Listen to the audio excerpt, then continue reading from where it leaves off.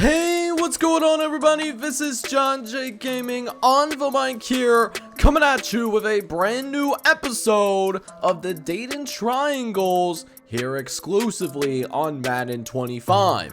And we actually find ourselves here in Madden 25 where we've been off to a really strong start to the season. 4-1 matter of fact, and in 4 of the wins that we have, they've all have been wins by more than one possession. We haven't played anybody close.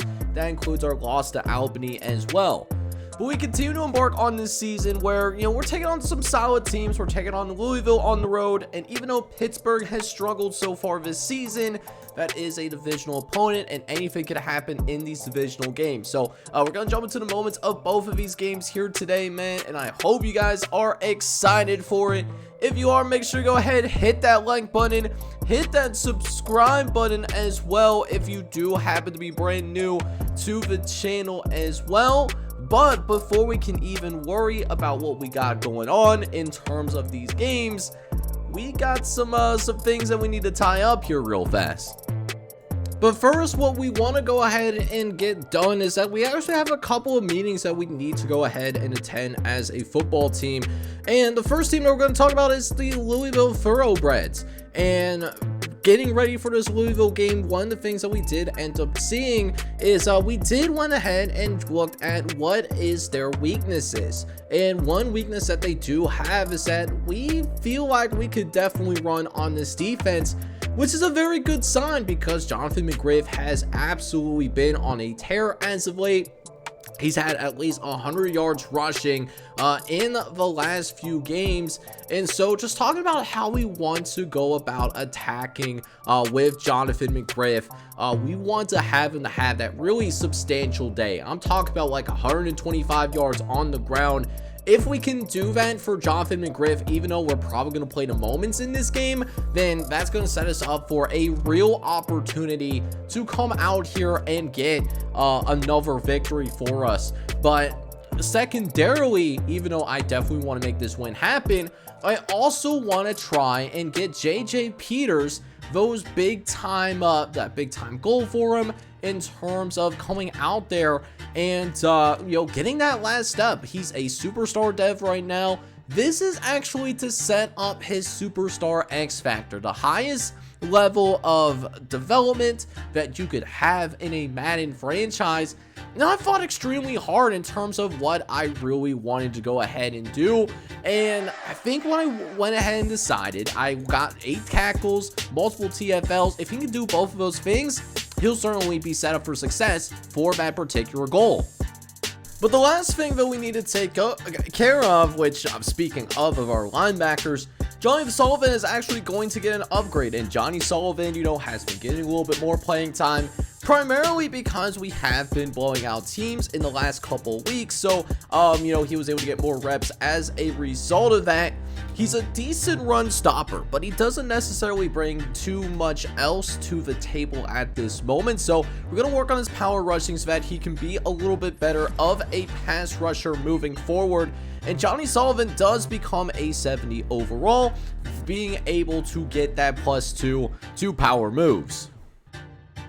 So with that settled and out of the way, let's go ahead and jump into our first game of the episode, as we will be taking on the Louisville Thoroughbreds, as Louisville is actually coming off kind of hot out of the gate. They already have a 3-0 lead, and they're putting together yet another red zone opportunity. Thankfully, JJ Peters is there to break up that first pass. However, on 2nd and 10, they're going to run for it and actually get up a pretty decent chunk of yards, with Matt Weaver able to come out and at least get the stop. But Daryl McLeod will see if this group can get a stop here on 3rd and 5, but we can't get it done. JJ Peters, who does have that development goal, he does make the tackle, but doesn't change the fact that we gave up the first down. And so, 1st and goal from the 4-yard line. Louisville trying to make something shake here as they trying to extend out to the goal line, but Greg Sharp is there to make a play. starting in the absence of Nas Evans, who is hurt. So that's why you're not seeing Nas Evans, getting those key reps to get closer to what his hidden development is, seeing what he could have. But we do have 3rd and goal from the 6-yard line. We have a chance to hold Louisville to yet another field goal, and Cameron Spencer is gonna go ahead and bring him down, baby. Let's go. Wallace did not like it at all, got a little bit of pushing and shoving after the play, really took exception to the hit, but doesn't change the fact that Cameron Spencer is going to hold him to a field goal. So the defense will hold on. We will force Louisville to settle for a field goal once again. They're only up 6-0. Now, the big thing for us here, though, right, is that we have to make plays offensively. We have been stagnant offensively in this entire game so far. Let's see if we can go ahead and change that here. I would love to see actually us be able to move the ball a little bit. Throw it over the middle to DeAndre Bossier, who just barely picks up the first down. It will move the sticks for us as we get into field goal range ourselves. But you already know, I already want more than just a field goal. I want to take the lead. And with that first down for Leon Thomas, that is going to set us up in the red zone, actually. We have a chance to come out and take the lead. As now, 2nd and long, we'll throw it to the right-hand side. I had that pivot route open, but just didn't have the time because it was one-on-one across the board. And so instead, it's going to be 3rd and 11. Tough spot to be in. And just looking around, trying to go to the right-hand side. We had it open, Grayson Heineck, but we overthrew him. Even if it was caught, it was probably going to be brought back anyways, but could have had at least another attempt at that 3rd and long. And surprisingly, Louisville is going to decline the penalty, even though that would have settled for a field goal, because they want to make sure that this field goal attempt is as hard as possible for us. And while that loss is certainly not going to help, at the same time, we still hit it anyways with Felipe Nichols. So we get the 3 points that we wanted all along. We're just going to be down like 6-3 though, and we had a real chance to take the lead, and unfortunately just could not get it done though. So with that being said, Louisville's getting ready to go to work here on his 1st and goal, as neither side has been able to find the end zone all day today. Could have been one right there, but the quarterback threw it too low. Should have been caught for a touchdown. Maybe would have helped the quarterback out, but hey, you know what? 2nd and goal anyways, and it's not going to hurt Louisville in the grand scheme of things because they are going to score anyways with Thomas Davis. And so with that being said, we are going to see this Louisville team extend their lead dramatically. And that was really the last that we heard of anything until we get late in the 3rd quarter, where Jonathan McGriff actually breaks a pretty big run up the left-hand side, able to make a couple of guys miss too. And so once again, the Dayton Triangles are driving, able to get to the red zone and picking up this 1st down as well with Will Hunter. Will Hunter is going to get us inside the 15-yard line, and eventually we'll set up a 3rd and short, where Kyle will throw to the right-hand side, where an open Will Hunter awaits. He'll practically walk into the end zone. Touchdown, Dayton! And the Triangles are going to make this a much closer game.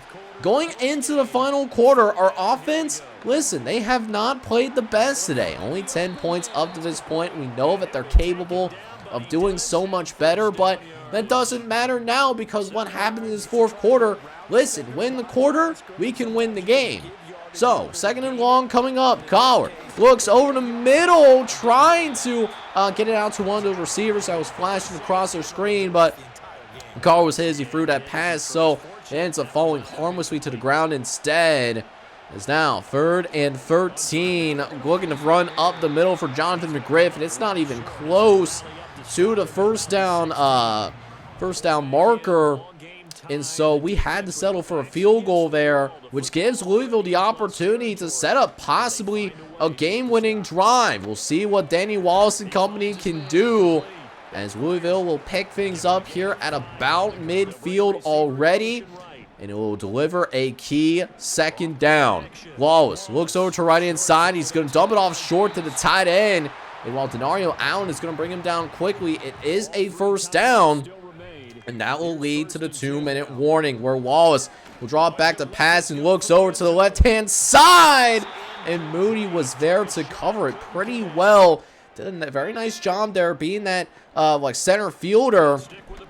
Is now 2nd and 10, looking to the right-hand side again. And J.J. Peters nearly intercepted that pass. That would have stopped the drive in its tracks. But instead, it's going to be 3rd and 10. And Louisville has a chance. Can they get off? Can we get them off the field? We will. Our defense is going to be able to hold. We will use a timeout. And this kick right here, a 50-yard field goal, could give Louisville the lead. But let's see if it's close enough for him. The kick is up. It looks off to the right-hand side, but is able to eventually sneak through. Louisville has the lead, but we have a chance to steal victory from the jaws of defeat. 1:38 left to play in the ball game. Coward in the shotgun, dropping back, looking to run. He's got a wide, but naked open lane, and then sliding down, but not before getting across the 45-yard line. And suddenly the Dane Triangles are in business. Going no huddle here. 1st and 10, throwing it to Leon Thomas, who gets to the sideline and gets out of bounds at about the 20-yard line. Beautifully executed 2 plays there for Andrew Collar. As now just 17 yards separate Dayton from winning this game. Game-winning drive, looking over the middle, and that was a lot of traffic. Oh, that was a dangerous throw, but thankfully we'll live to fight another day, though. As it's now going to be 3rd and 7. Collar dropping back once more, throwing to the right-hand side, and Grayson Heineck hangs on and makes the catch. We will use one of our timeouts. So we just have one timeout to work with here. The field goal probably in our back pocket, but I don't want to risk it going to overtime. I want to win it once and for all. Can I trust my quarterback? 1st and goal, throwing over the middle. It's intercepted. And just like that, it's going to be over. Oh, what a painful way to lose. As Jamie Parks, the linebacker, was just sitting on that route. And we tried to throw it anyways. Should have just tried to run it, settle for the field goal, but we didn't do any of those things. That's a tough one to lose, and one that I hope that we learn from moving forward. Man, so this was a frustrating one for us here, man, as, we had the opportunity to, at least tie the game, at least get it into overtime. But if you take a look at, our total yardage, we dominated Louisville, and the fact that we lost this game is absolutely wild to me. We just did not do a very good job in the red zone when it mattered. Now, Andrew Collar was fine in this game. Granted, he did throw the ball 35 times, which is a season high for him. He was 6% with his completion percentage, did throw a touchdown, but also had that critical back-breaking interception, even though he did throw for over 250 yards in the game. This was also a day in which Jonathan McGriff maybe could have taken advantage of that defense, but to be honest, we didn't do a very good job of that at all. McGriff was held to under 100 yards, which is a little disappointing to me. Andrew Collar did have a really nice run to try and set the tone on our final drive of the game. As for the receivers, Will Hunter was able to find the end zone in this one. He had 4 catches for 76 yards. Only a couple of other receivers had over 50 yards receiving, though. That was Leon Thomas and Grayson Heineck were both able to have their presence felt consistently in this matchup. One thing that I will say, though, is that this loss is certainly not on our defense at all. Our defense, I thought, played a really good game. It's just, we kind of let our defense down. J.J. Peters led the team in tackles. He had 6 total tackles in the game, and that does lead the team. However, he does fall short by a couple of tackles, so a chance for him to get that superstar X factor, but it looks like he is going to fall short there. Denario Allen and Paul Hitchens do also chip in with 5 tackles apiece. We do manage to get a couple of sacks. Cameron Spencer and Greg Sharp were able to both get sacks, so our young pass rushers are really starting to develop, and it's helping our defense become a pretty scary unit. Unfortunately, we didn't force any turnovers, and we ultimately lost the turnover battle in this one. So that does end up meaning that we come out of this as a loser, and it's a game that we honestly should have won. And as a result of that, even though JJ Peters didn't get the like the ultimate dev goal, he does at least earn 4,500 XP. So while he doesn't get that dev upgrade that we were hoping for, at the very least, we do at least help JJ Peters earn his next upgrade, at least get a lot closer for that. And if you want to add a little bit of insult to injury, Alton Jenkins, who is our starting left tackle right now, he's kind of in that bridge player type of state. He tore his labrum, so he is going to be out for the next 4 weeks, but he isn't going to be required to be put on injury reserve. Nas Evans is someone that also broke their finger. Actually did this a couple of games ago, but the game never notified me. That's why we haven't seen Nas Evans out there. But we do have a nice rotation of pass rushers. So the Nas Evans injury, at least right now, is not going to hurt us too terribly much. Alright, so rolling into week number 7, or at least embroiling ourselves in week number 7 a little bit more. We do have a press conference, just liking to, really taking the time to talk about how successful our play calling has been, particularly on the defensive side of the ball. And I was curious with what stat that they were talking about, because I wasn't sure what they were referring to, because there's certain aspects that we could work on as a team, but they're talking about sacks. And if you've been watching this team throughout the course of this particular season, we have been laying the lumber on this quarterback all season long. One game that we had like 7 sacks, and actually being aware. Now, because JJ Peters does end up getting that additional experience from the last game, that is good enough to earn him an additional, get an upgrade. And JJ Peters, look where he's sitting at right now, in 87 overall. The dude is a certified baller, and I love it. So we're going to work on his power rushing, because I do want him to be a better pass rusher. I love what he does in coverage, as well as definitely stopping that run. Gives a nice mean streak to it. He doesn't get an overall upgrade this time around, but the +2 in power moves is going to help him become a little more of a complete linebacker.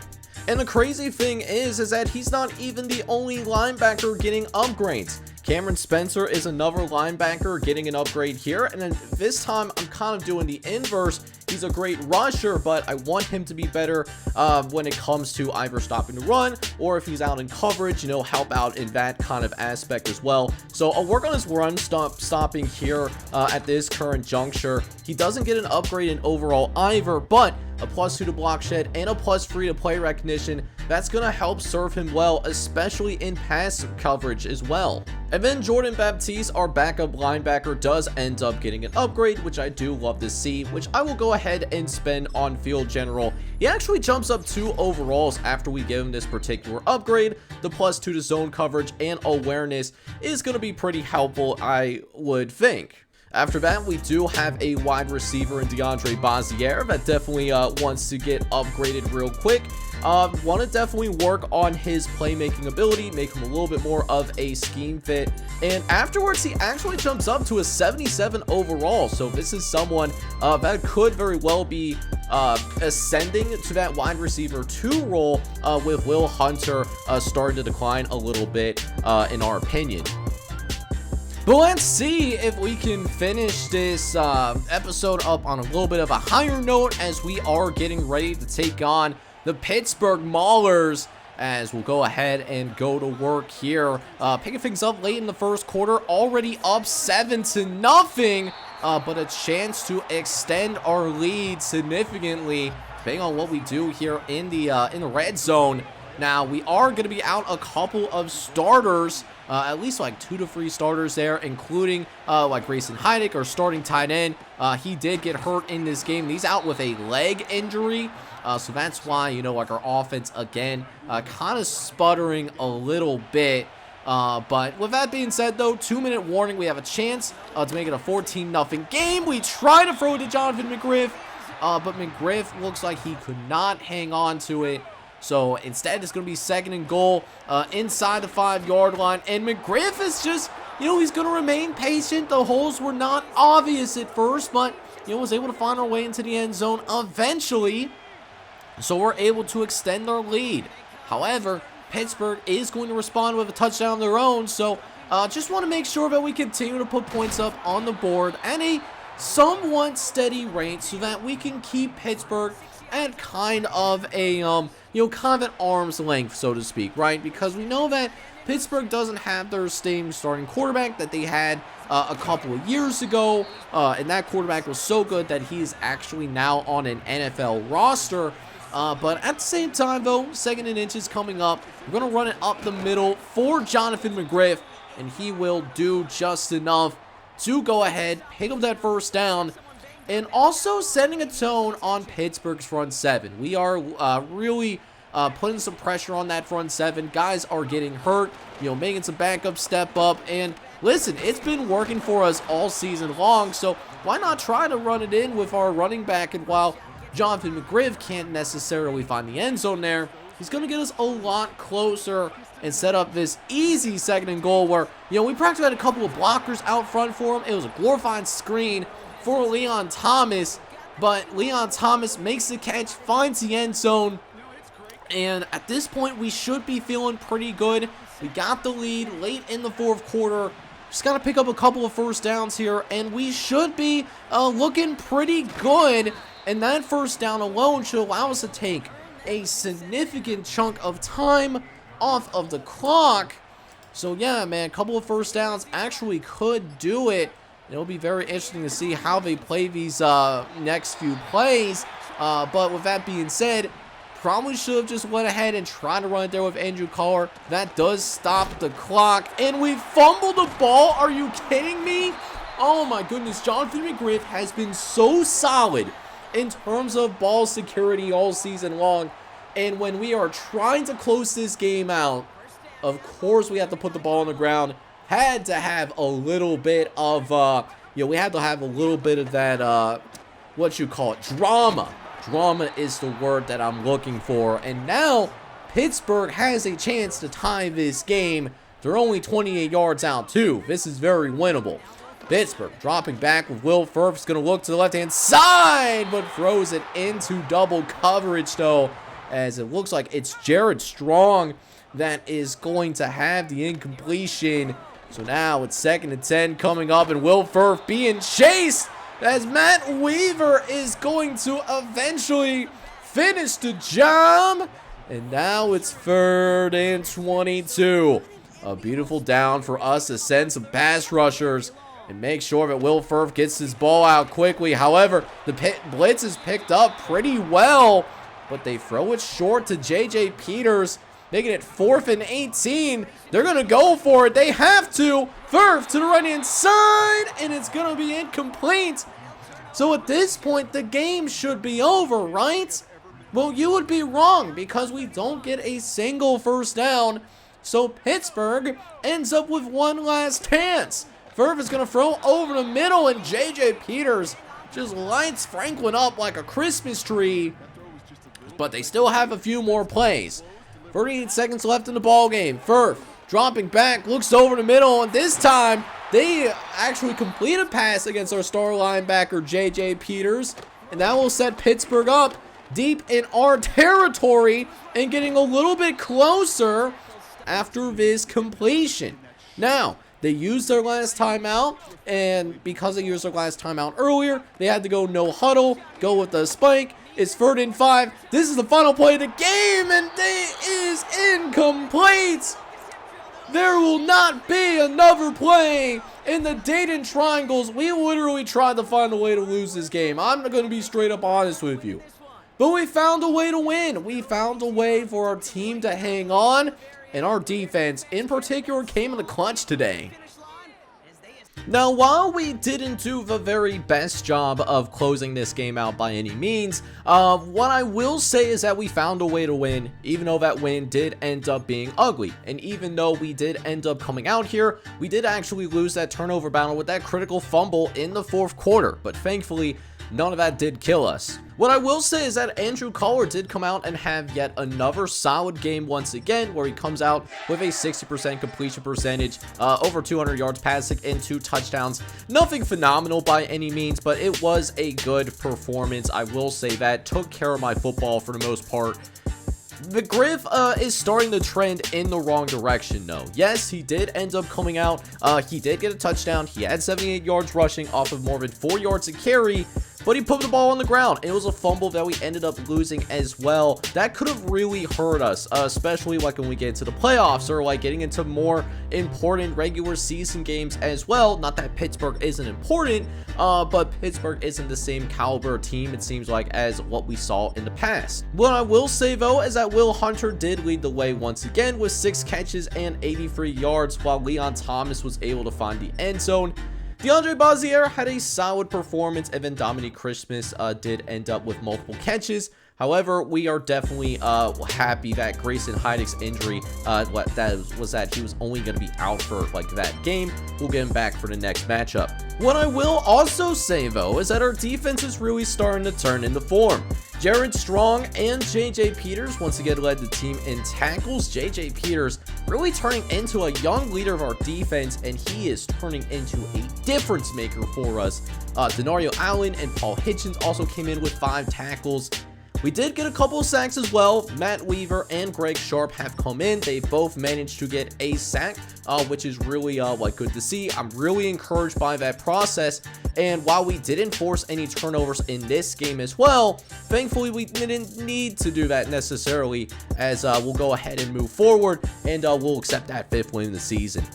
Now, another thing of note that did happen for us was that Leon Thomas was able to earn an upgrade. You know, he had a, that touchdown catch, that was ultimately the difference between us winning and possibly going into overtime. So Leon Thomas gets this upgrade, and I want to continue to work him in the slot. Big binding receiver, with those big time catches, with them slants and all that. I want him to be, really like a prime Michael Thomas, if you want to think about it that way. And so we'll get him some +1s on a bunch of different things, but notably he gets a +2 to medium route running as well. And he also jumps to an 87 overall as well. Leon Thomas also showing that he is a bona fide star in this league. So since we did end up playing in a couple of games that result in both wins and losses, I definitely want to come in here and want to check out how the standings are shaking out at this point in the season. We're closing out on that halfway point. We are actually still sitting at the top of the AFC North. We are 5-2, but definitely in that race for that number 1 overall seed, as San Antonio, led by one of your guys' custom quarterbacks, is currently sitting at 6-1 as of right now. Other things of note, Salt Lake City is 5-1, and then Boston is sitting at a 5-2 record as well. If the season ended today, we would host the Houston Roughnecks in the wild card of the UFL playoffs. So that's something to definitely keep in mind. We'll switch over to the NFC side of things to see how things are going. And at least Louisville is still having a good season. They are on a 2-game winning streak, which was influenced by us. Should have beaten them, but it is what it is. And because of that, it would have been like a 2-way tie between the Michigan Panthers and the Chicago Enforcers. With the Michigan Panthers, we are going to play them at some point this season. So that could be a good matchup waiting for us down the line. In the South, the Arlington Renegades get off to an extremely fast start. They are now 6-1 on this season, while New Orleans and Atlanta is trying their best to keep up. However, the Tampa Bay Bandits have really suffered through this season. They are 0-7 now. They have not won a single game. They are currently on track to getting that number 1 overall pick, to be honest. In the NFC East, meanwhile, the Charlotte Knights continue to roll, even though they did just suffer their first loss of the season, but still, a 6-1 record is extremely impressive. The Philadelphia Stars are also in the right direction, going 4-2. In the NFC West, the Arizona Hotshots had one of the best records in the UFL last season, and off to a similar start here. They're 4-2, but it does help that the rest of their division is not carrying a winning record at this moment. And that is going to wrap up what we have going on in terms of what's happening around the league. Now, with that being said, because this game is going to be a primetime matchup, it is going to be a standalone game where we will take on the Minnesota Blizzard, who may just be 2-5, but they do have the #1 overall pick in Jacob Bagley, who does play on that defensive line for Minnesota. So good opportunity to see what that #1 pick can do, and it could be a good matchup, as like our top 5 pick could be getting some playing time, because we got him on the offensive line. Should be a fun one nonetheless, as I'm really excited to get into things in the next episode. Can't wait to see how we do against Minnesota, and particularly looking forward to seeing what we have, and can we continue to build towards a playoff spot. It's been since season #1 the last time that we've been to the playoffs, and so really trying to build up back to that point. We'll see if we can continue to move towards that direction. So hopefully you enjoyed this episode though, and if you did, make sure you go ahead, smack that like button, hit that subscribe button as well if you do happen to be brand new to the channel. This is John J Gaming on the mic signing off, but hope you guys are all out there having a good one. Take care, everybody.